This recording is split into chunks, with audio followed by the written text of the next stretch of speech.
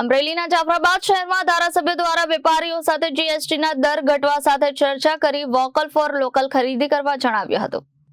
જાફરાબાદ શહેરમાં ધારાસભ્ય હીરા સોલંકી સાથે અમરેલી જિલ્લા યુવા પ્રમુખ ચેતન સિયાળ અને ભારતીય જનતા પાર્ટીના કાર્યકરો સાથે વેપારીઓ સાથે વડાપ્રધાન દ્વારા જીએસટીમાં ઘટાડો થયો તેને વધાવી અને ધારાસભ્ય દ્વારા વોકલ ફોર લોકલ ખરીદી પર ધ્યાન આપવા ગ્રાહકો તેમજ વેપારીઓને જણાવ્યું હતું।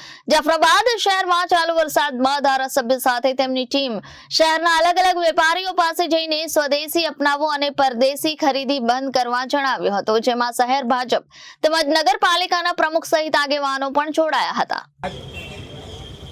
આજે અમારા માનનીય ધારાસભ્ય શ્રી હીરાભાઈ સોલંકી નરેન્દ્રભાઈ મોદી સાહેબ અને રાજ્ય સરકારને ના આદેશથી જાફરાબાદની વેપારીઓની સાથે લોકલ ફોર વોકલ અને જીએસટીની અંદર શું પ્રજાને અને શું વેપારીઓને ફાયદો થયો એના માટે નીકળ્યા હતા।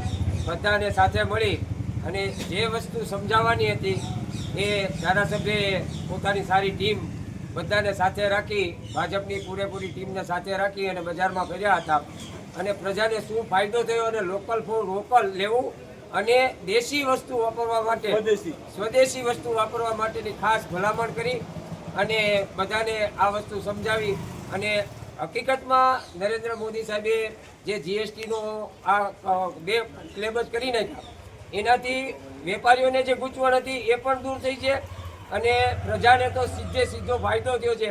અને અત્યારે દિવાળીના ટાઈમે જ્યારે આ બોનસ જે સરકાર તરફથી મળ્યું છે એને કારણે પ્રજા પણ બહુ ખુશ છે, પ્રજાની ખરીદ શક્તિ પણ વધી છે, પ્રજાની ખરીદ શક્તિ વધશે એટલે વેપારીઓને પણ ફાયદો થશે।